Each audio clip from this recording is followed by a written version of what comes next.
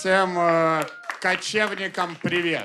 Еще я хотел поблагодарить организаторов за то, что поставили тумбу ровно так, чтобы я не видел ебало Бржана весь вечер. Айбек проклят остаться неизвестным человеком. Я реально 4 года приезжаю в Казахстан, каждый раз знакомлюсь заново с Айбеком. Айбек запоминает каждого зрителя на каждом своем выступлении, чтобы потом подходить и говорить: вы были у меня на выступлении. На что зрители говорят: вы, наверное, меня с кем-то перепутали. Я вас никогда в жизни не видел.